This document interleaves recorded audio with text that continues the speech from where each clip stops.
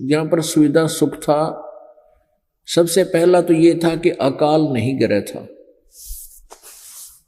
दूसरा ये था कि शरीर स्वस्थ रहता था, घने बाग बगीचे, जंगल, फलदार वृक्ष, सुगंधित फूलदार पेड़ पौधे, बहुत ही अपने आप ऑटोमेटिकली परमात्मा की कृपा से सतयुग में ऐसी व्यवस्था होती है।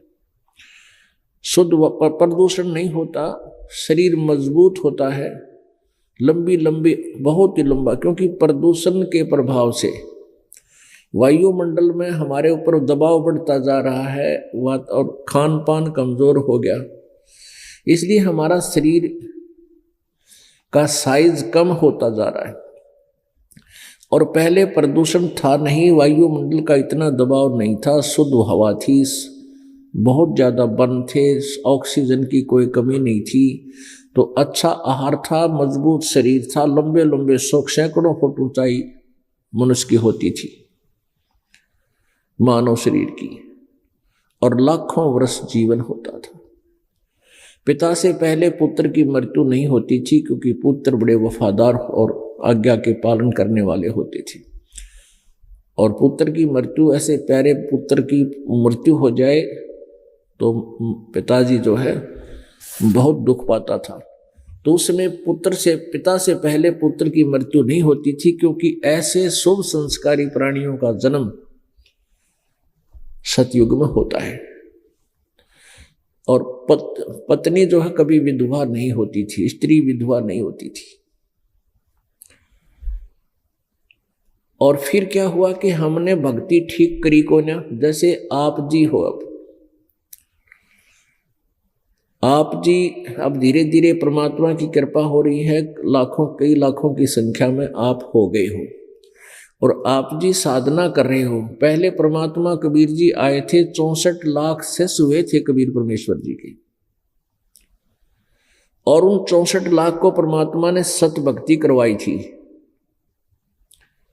लेकिन हम परमेश्वर को पहचान नहीं सके, क्योंकि हम अशिक्षित थे, हम सदग्रंथों से परिचित उस समय थे नहीं, जिस कारण से हम अपने भगवान को ना पहचान कर उनसे दूर हो गए। कबीर परमेश्वर जी आए तो उस समय वो ज्ञान सुनाया करते थे। ज्ञान सुनने के लिए बहुत से लोग एकत्रित हो जाते थे। परमेश्वर कबीर जी कहीं भी खड़े हो जाते थे, अपने आप आवाज लगानी शुरू कर देते थे। परमेश्वर की सुरीली आवाज सुनकर, और इस वाणी के अंदर परमात्मा की जो अमृत वाणी है, ये अमर ज्ञान है, मूल ज्ञान है, इसमें बड़ी कसक है, ये आत्मा को झंझोड़ देती है। परमात्मा के शब्द दोहे आप पढ़ कर देखो, अपने आप कसक बनती है, खिंचाव बनता है। तो ऐसे परमेश्वर खड़े होकर के कबीर जी कहीं पर भी अपने आप बोलने लग जाते थे, उच्चारण करने लग जाते थे वाणी को, ऊंचे स्वर में आवाज लगा लगा के। तो ऊंची आवाज से कोई बोलता है तो प्रत्येक व्यक्ति, आने जाने वाला भी कोई हो, उसका भी अट्रैक्शन होता है कि कौन बोल रहा है, क्या कह रहा है, सुने इसके पास चल के। तो ऐसे कई सैकड़ों की संख्या में लोग जमा हो जाया करते थे, और परमात्मा 2-2 घंटे सत्संग खड़े खड़े बोलते रहते थे। ऊंची आवाज उसकी, परमात्मा की लीला, कितने भक्त क्यों ना होते, उसी को स्पष्ट सुनाई देता था। कुछ लोग तो उनकी कृपा से जो वहां एकत्रित होते थे, परमात्मा विशेषकर वहां जाते थे, जैसे कोई धार्मिक अनुष्ठान हो रहे हों, धार्मिक मेले लगते हों तीर्थों पर, मंदिरों के आसपास, तो वहां लोग दुखी जाते थे, मन्नत मानने जाते थे, और कोई 10-10 चक्कर लगा लेता था तो भी राहत नहीं मिलती थी, और परमात्मा के दर्शन मात्र से ही बहुत से स्वस्थ हो जाते थे। इस प्रकार मालिक की शरण में लोग आने लगे। एक ही अटेम्प्ट में, एक ही बार में 10-20 व्यक्ति सुखी हुए। उन्होंने अपने रिश्तेदारों को बताया, औरों को बताया, परमात्मा के चरणों में आने लगे।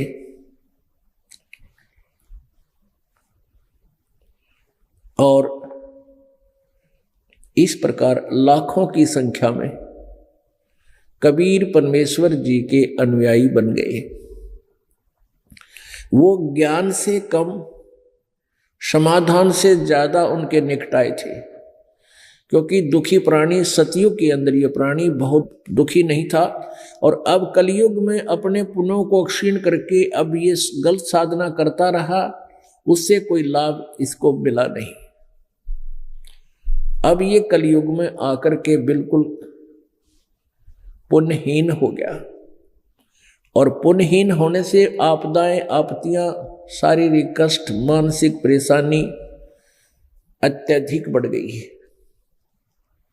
और जो साधनाएं आप जी करते थे उनसे कोई लाभ मिल नहीं रहा, उनसे लाभ नहीं मिलता, फिर कहाँ चलते हैं कि किसी झाड़े लवाने पौले पर चलते हैं, जंतर मंतर करवाने के लिए चलते हैं।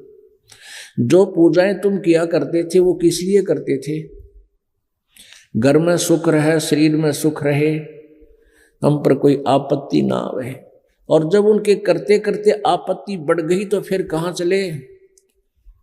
कहीं किसी सियाने के पास झाड़ा लवाने, किधर भूत कढ़वाने, या फिर किसी मंदिर में पहुंच गए, वहां कहते वहां सुख होता है। फिर तुम जो साधना करते थे वो किस लिए कर रहे थे?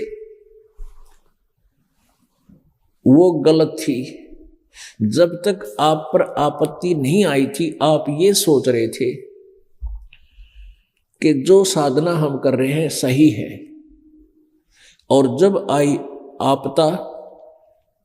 आपत्ति आई तो उसने कोई राहत नहीं दी, फिर आप दौड़ने लगे, इधर उधर भागे। तो परमेश्वर कहते हैं अपनी वाणी में, पर्वत पर्वत में फिरा, कारण अपने राम, राम जैसे संत मिले, जिन सारे सब काम। यानी परमात्मा के लिए पर्वत पर्वत पर को जहां भी किसी ने बताया, जंगल में, झांखाड़ों में, गुफाओं में, मंदिरों में परमात्मा की खोज में गए, वहां कोई राहत मिली नहीं, तो संत मिले, जो परमात्मा जैसे संत मिल गए, और उन्होंने फिर सब सुख दिए, सब काम हमारे ठीक हुए, हमारे कार्य सिद्ध हुए। एक बार सिकंदर लोधी दिल्ली के बादशाह को एक भयंकर रोग हो गया, असाध्य रोग हो गया। उसने जंतर मंतर करवा लिए, अपने मुसलमान मौलवियों से, काजी और मुल्लाओं से, गुरु पीरों से, फक्कड़ फकीरों से, आसपास का कोई उन्होंने नहीं छोड़ा। फिर उसने इलाज भी खूब करवाया वैद्यों से। वैद्य को मुंह मांगा इनाम बोल दिया कि तू मुझे स्वस्थ कर दे, तू जो मांगेगा मैं तुझे इतना धन दे दूंगा, पैसे की कोई कंडीशन नहीं। अब सिकंदर लोधी को जलन का रोग था। जलन का रोग ऐसा होता है जैसे किसी के हाथ जल जाए अग्नि में, या गर्म चाय गिर जावे, दूध गिर जाए उबलता हुआ, उसके बाद जो पीड़ा होती है उसको जलन, ऐसी पीड़ा वाले रोग को जलन रोग बोलते हैं। और वो जलन रोग ऐसा होता है, ऊपर से कहीं जला हुआ नजर नहीं आता, लेकिन पूरे शरीर में ऐसी रह रह कर जलन, उसमें जलन होती रहती है, इतनी पीड़ा उसको होती है। इस कष्ट से सिकंदर लोधी दिल्ली के बादशाह सम्राट ग्रस्त थे। सभी वेदों को दिखाया, वेदों ने यहां तक कह दिया कि राजन, इस जो औषधि हम आपको दे रहे हैं ये जलती आग को भी बुझा सकती है। उन्होंने ऐसा करके दिखाया, बहुत तेज आग जलवा दी, और थोड़ी सी दवाई के छींटे एक कोने पर मारे, उसी की दवाई औषधि के ही जलने से उसमें से ऐसा वो निकला धुआं सा, और उसने सारी अग्नि को बंद कर दिया, बिल्कुल शांत कर दी। और कहते हैं राजन, आपके ऊपर ये असर नहीं कर रही है। तो वहां पर धार्मिक लोग भी बैठे थे, हिंदू पहुंचे हुए संत भी बुला रखे थे, मुसलमान पीर वहां विद्यमान थे ही। तो सभी ने ये कहा कि राजन, आपके ऊपर ना कोई जंतर मंतर, ना कोई आध्यात्मिक अनुष्ठान से राहत मिल रहा है, कोई असर नहीं कर रहा है, और न ही कोई औषधि काम कर रही है। ये आपका प्रारब्ध के कर्म का भोग है। आपके प्रारब्ध में लिखा है, इसको कोई नहीं मिटा सकता, ये तो आपको भोगना ही पड़ेगा।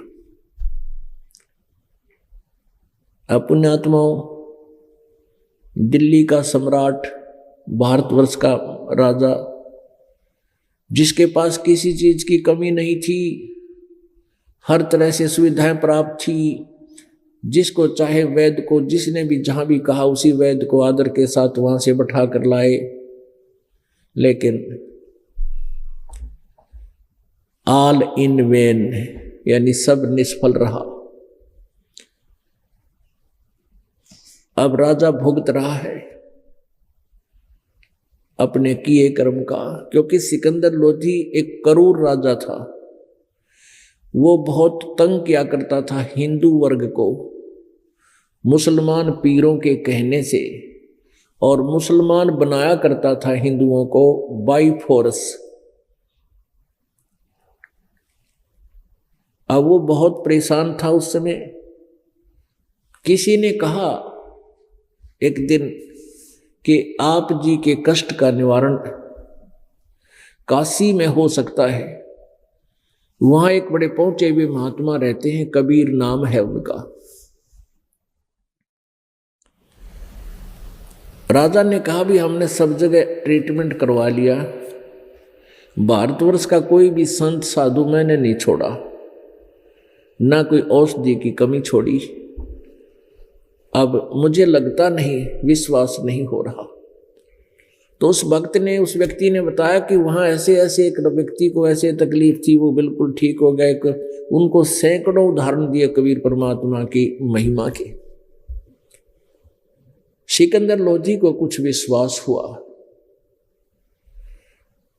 और काशी नरेश, काशी शहर का जो राजा था, वो परमेश्वर कबीर जी की महिमा से परिचित होकर वो पहले ही उनका शागिर्द हो चुका था, उनका शिष्य बन गया था। सिकंदर लोधी ने वहां काशी चलने की तैयारी की। कई अंगरक्षक, सैकड़ों की संख्या में अंगरक्षक साथ थे, हाथी पर सवार हुए। हाथी के ऊपर एक अच्छा बढ़िया सा कैबिन बना हुआ होता था राजा के लिए, उसको अंबारी बोलते थे, अंबारी। उसमें हाथी चलता है तो उस हाथी के चलने में कोई कष्ट नहीं होता, जैसे आजकल ये बढ़िया कार होती है ना, जिसमें बिल्कुल भी झटके ना लग गए, ऐसा हाथी की इतनी प्यारी सवारी होती है। राजा उस पर बैठकर चलते थे, भले ही सफर समय लंबा लग जाता था। सिकंदर लोधी ने राजा दिल्ली के नरेश न काशी के नरेश के पास संदेशा भिजवा दिया कि हम इस दिन बनारस पहुंच रहे हैं। अब काशी नरेश ने बहुत अच्छी व्यवस्था कर रखी रेस्ट हाउस के अंदर राजा को रोकने के लिए। राजा वहां पहुंचा, उनसे कुशल मंगल हुई, और पूरी मेज के ऊपर काजू, किशमिश, सेब, संतरे, पकौड़े, लड्डू, जलेबी, हलवा, पूरी, कचौरी, सारे मेज पर रखी। और नरेश ने, वीर सिंह देव बघेल नाम था काशी के नरेश का, वीर देव सिंह बघेल, उसको वीर सिंह बघेला कहा करते हैं, कहते हैं अपने संत भाषा में। तो वीर सिंह बघेल ने अर्ज की दिल्ली के बादशाह से, क्योंकि दिल्ली के सम्राट के अंतर्गत सभी छोटे छोटे राजा उनके अधीन हुआ करते थे। नरेश, काशी के नरेश वीर सिंह बघेल ने कहा कि हे प्रभु, हे स्वामी जी, हे महाराज, जलपान कीजिए। अब सिकंदर लोधी मेज पर कुर्सी पर आकर बैठ गया और कहा कि वीर सिंह, मैं तेरे द्वारा किए गए इस आदर सत्कार से बहुत प्रभावित हूं, लेकिन मैं खा कुछ नहीं सकता। मेरे को बहुत भयंकर पीड़ा है और मैं यहां अपने ट्रीटमेंट के लिए आया, उपचार के लिए आया। अब काशी नरेश ने यानी वीर सिंह बघेल ने कहा कि आदेश करो महाराज। सिकंदर लोधी ने कहा कि यहां कोई कबीर नाम का कोई संत है और मैंने उनकी बहुत महिमा सुनी है। वीर सिंह, मैंने इस भारतवर्ष के कोई भी वैद्य को नहीं छोड़ा है, सबसे ट्रीटमेंट उपचार करवा लिया, मुझे कोई राहत नहीं मिली और जंतर मंत्र भी संतों से बहुत करा लिए। सभी ने ये कह दिया कि तेरे प्रारब्ध का कष्ट है, तेरे शरीर के साथ ही अंत होगा। लेकिन एक भक्त ने बहुत से उदाहरण दिए। यहाँ के कबीर नाम का कोई संत है और उसने कई हजारों की संख्या में लोगों को बहुत भयंकर पीड़ाओं से, रोगों से मुक्त कराया है। क्या आप जानते हो उसको? इतना कहते ही वीरदेव सिंह बघेल की आंखों में आंसू आ गए और कहा कि राजन, आप ठीक ठिकाने आ गए, आप सही स्थान पर आ गए हो, अब आपका कष्ट नहीं रहेगा। अब वीर सिंह के मुंह से ये बात सुनकर सिकंदर लोधी ने कहा कि वीर सिंह, तेरे मुंह की बात सफल हो, रब करे, अल्लाह करे तेरे मुंह की बात सफल हो और इस महापुरुष से मेरा जो है ना दुख निवारण हो। भी जल्दी कर, उनको बुला ले, यहाँ पर जल्दी बुला कर लाओ उनको, मैं बहुत दुखी हो रहा हूं। अब वीरदेव सिंह बघेल परमात्मा के ज्ञान से परिचित हो चुके थे। उनको मालूम था उधर से दिल्ली के सम्राट के सामने वो बोल नहीं सकते थे, फिर भी हिम्मत सी करके कहा कि राजन, हे महाराज, जो आपका हुक्म वही सिरोधार्य होगा, लेकिन हमने ज्ञान सुना है, सत्संग सुना है परमात्मा का, कहते हैं संत को बाय ऑर्डर बुलाना नहीं चाहिए, और यदि हम उनको बाय फोर्स ले भी आएंगे आदेश से और वो अपनी रजा नहीं बख्शेंगे तो भी उनका आना व्यर्थ होगा। साधु संत के द्वार पर स्वयं ही जाने से लाभ होता है। और जैसे आपका आदेश। अब सिकंदर लोधी समझ गया ऐसा भी ठीक नहीं, बुलाएं भी लाएंगे तो फिर वो आशीर्वाद नहीं देंगे मेरे को, तो फिर भी बात बिगड़ेगी। कहने का वीर सिंह, हम चलेंगे। जब हम 800 किलोमीटर आगे हैं दिल्ली से, उनके आश्रम में भी चलेंगे। वीर सिंह बघेल को पता था, वीर सिंह जी को पता था कि परमात्मा कबीर जी अपने मुंह बोले गुरु जी, यानी वास्तव में गुरु जी तो नहीं थे, लेकिन एक परंपरा बनाए रखने के लिए परमेश्वर कबीर जी ने महर्षि रामानंद जी पंडित जी को गुरु बना रखा था। और उनका आश्रम था रामानंद जी का। कबीर जी अपने माता पिता के झोपड़ी में, कुटिया में अपने घर पे रहते थे, वहां जुल्हे का कार्य करते थे। लेकिन प्रतिदिन शाम के समय सारा दिन के कार्य को करके अपना शाम को रेस्ट जब होता था, आरती के समय वहां जाते थे। शाम की आरती अपने स्वामी जी के पास ही किया करते थे, गुरु जी के पास। वीर सिंह बघेला भी कई बार जाता था। उनको समय का पता था कि शाम के समय कबीर जी रामानंद जी के आश्रम में अवश्य आते हैं, तो समय भी निकट हो आ गया था। सिकंदर लोधी से कहा वीर सिंह बघेल ने कि महाराज, ये समय परमेश्वर कबीर जी का अपने गुरु जी के आश्रम में आने का है और वहीं दर्शन कर लेते हैं। वीर सिंह के साथ सिकंदर लोधी चल पड़े। सिकंदर लोधी के साथ उनका एक धार्मिक गुरु शेख तकी भी काशी पहुंचा था, लेकिन वो शेख तकी रेस्ट हाउस में ही रह गया था, सिकंदर लोधी के साथ नहीं गया था। ये सोच करके मैं इन काफिरों के मंदिर और आश्रमों में नहीं जाता, क्योंकि मुसलमान तो हिंदुओं को काफिर बताया करते और हिंदू मुसलमानों को बुरा बताते थे। ऐसे एक दूसरे में एक बहुत बड़ी दरार थी इनके बीच में। तो शेख तकी तो इस डर के मारे वहां नहीं गया कि मुसलमानों को पता चलेगा कि तू हिंदुओं के आश्रम में गया, तू तेरी मां नानी हो जाएगी। अब सिकंदर लोधी का दुख था, उसका पीड़ा थी, वो चला गया।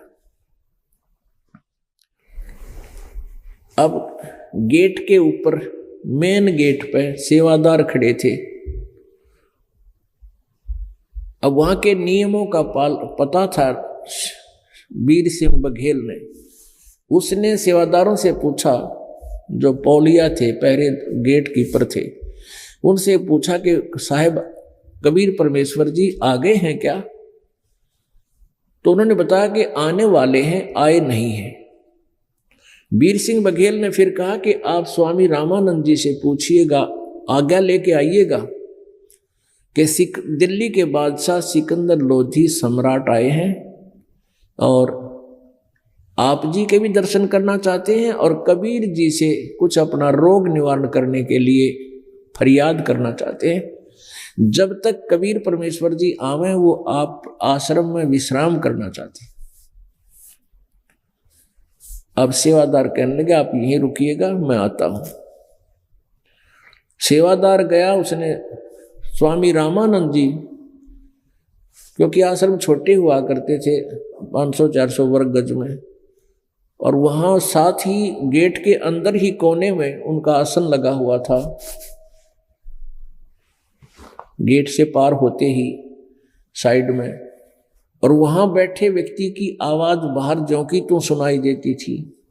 सेवादार ने फरियाद की, अर्ज की कि हे ऋषि जी, हे महाराज जी, आपसे दिल्ली के बादशाह सिकंदर लोधी मिलना चाहते हैं, आपके दर्शन करना चाहते हैं, और उन्होंने कबीर जी से विशेष काम है, इसलिए जब तक वो आए आपके यहाँ आश्रम में प्रवेश चाहते हैं।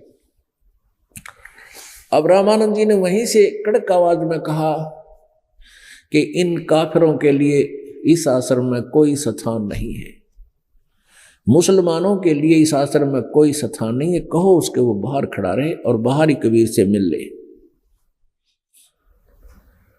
अब सिकंदर लोधी ने सुन लिया अपने कानों भी, तभी वो सेवादार भी आ गया।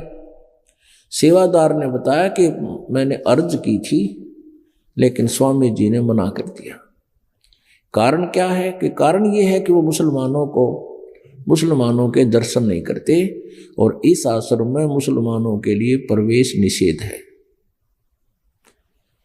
अब पुण्यात्माओं कहते हैं, तप से राज मदमानम जन्मति सिरे शुक्र समानम।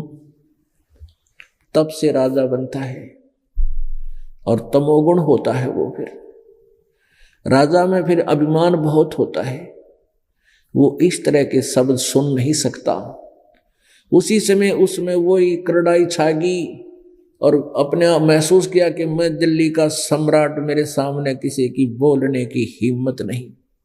और ये 2 कौड़ी का संत एक छोटे से आश्रम में बैठा है और आज इसने मेरी बेइज्जती की है। जब ये मेरी बेइज्जती कर सकता है तो और मुसलमानों के साथ ये कैसा सलूक करता होगा। आ गया फिर राग द्वेष, जो कहते हो। उसी समय निकाली तलवार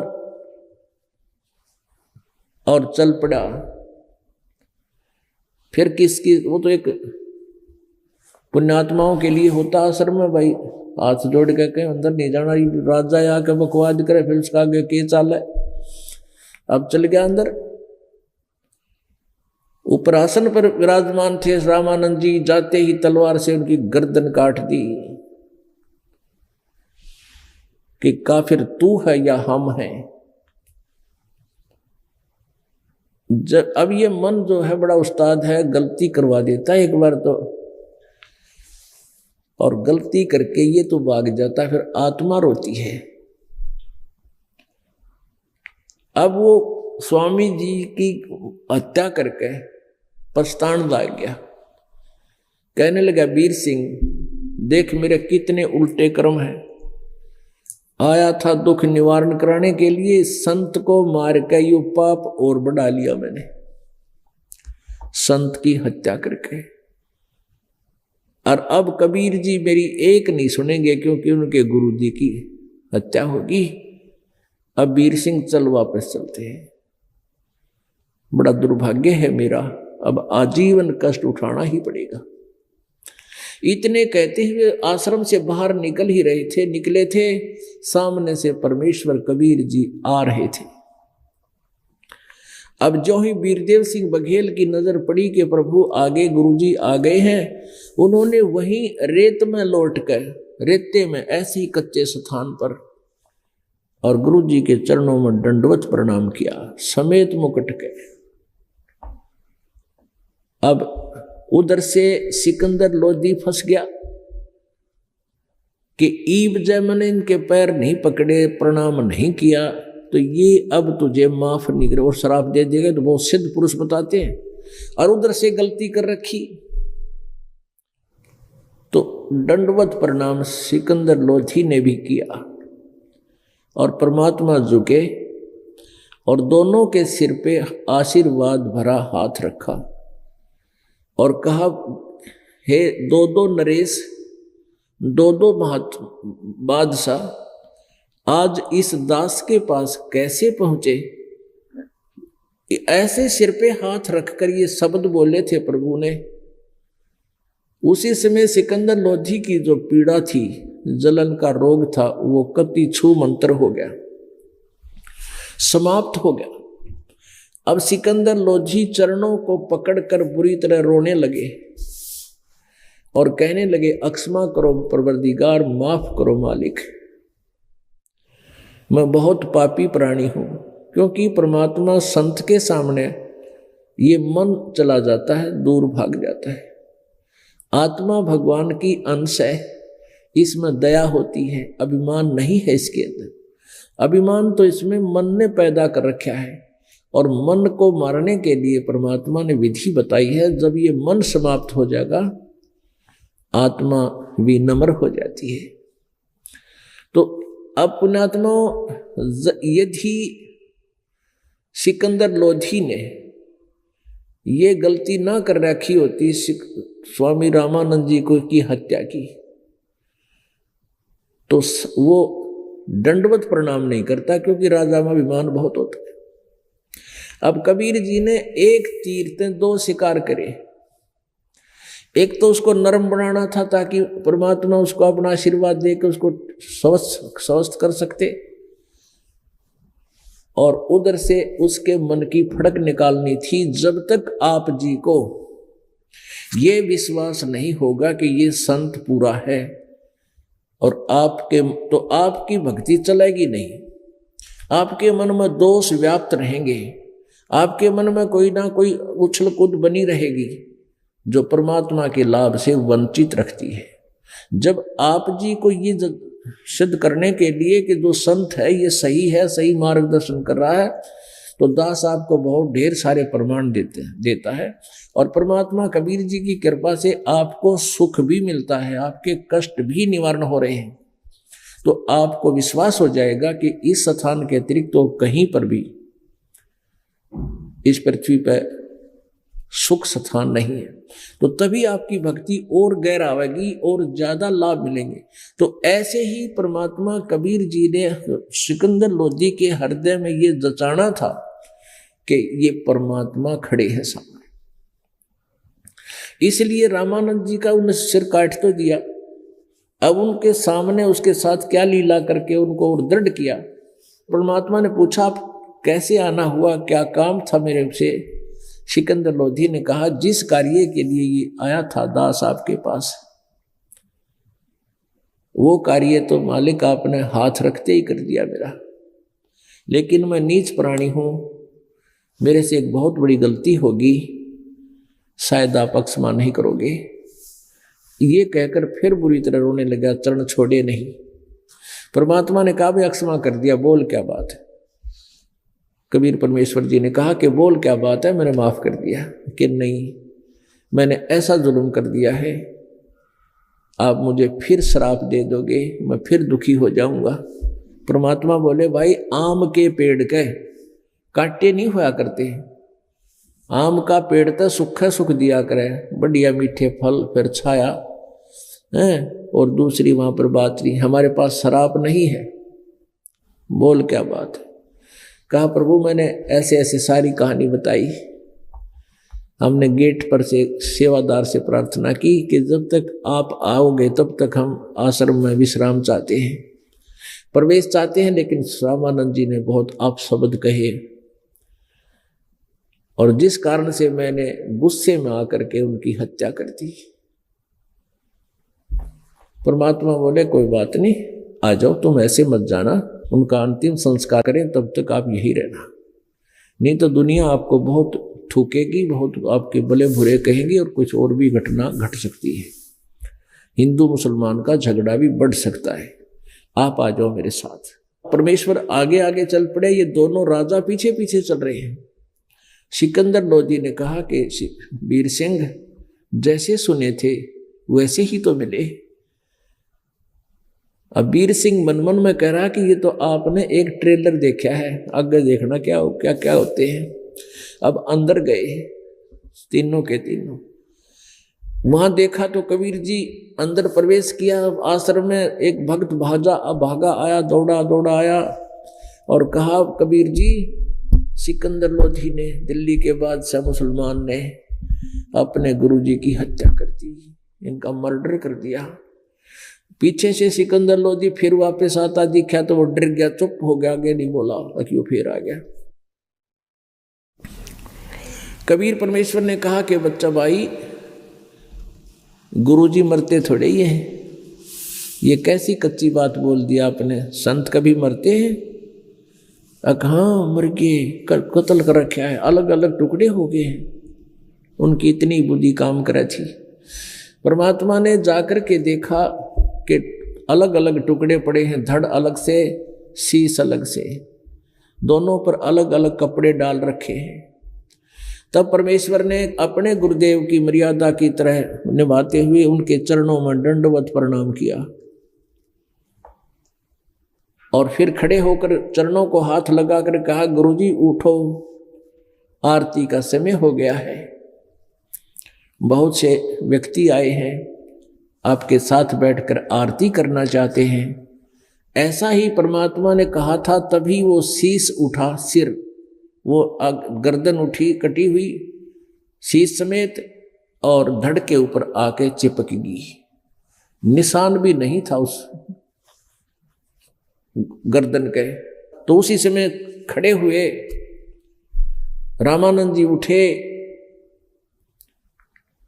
और ये दोष जो का तो होता ही है प्राणी में। क्या देखा सामने? सिकंदर लोधी को देखकर फिर त्योड़ी पड़ गई, भौं चढ़ गई उसकी, वैसे क्रोधित होने लगा। तब परमेश्वर ने कहा कि प्रभु, आपके दर्शनार्थ ये बादशाह आए हैं। तो फिर रामानंद जी ने कहा कि कबीर जी, एक बात बताइएगा, मेरे जो शरीर का कत्ल हुआ, इसमें से दो धाराएं बह के निकली, एक आधे से खून, दूसरे हिस्से से दूध, क्योंकि वो सामने दूध और रक्त जमीन पर बिखरा हुआ था। तब कबीर सिंह ने कहा कि प्रभु, आप जी ने इस दास को शरण में लिया, आपने छुआछात तो खत्म कर दी, आप अन्य जाति वालों को, केवल हिंदुओं को ही अभी तक एक्सेप्ट कर रहे हो, दूसरी जाति वाले हिंदुओं को तो आपने स्वीकार कर लिया, आपके मन में द्वेष नहीं रहा।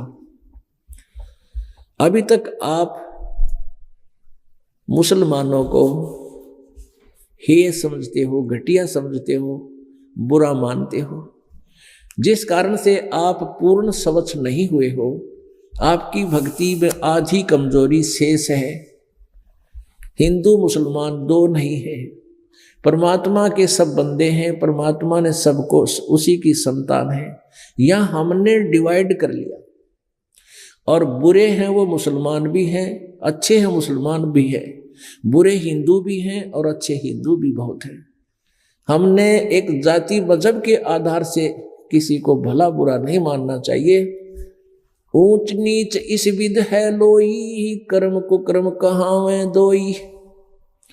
अच्छे और बुरे इस आधार से मानना चाहिए।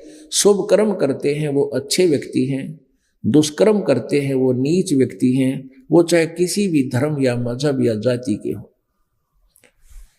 परमात्मा ने आध पौन घंटा तक इसी एकीकरण के ऊपर ज्ञान सुनाया। रामानंद की आंखों में आंसू भर आए और खड़े हो गए। 100-125 वर्ष के व्यक्ति हो रहे थे, वृद्ध हो रहे थे, खड़े हो करके।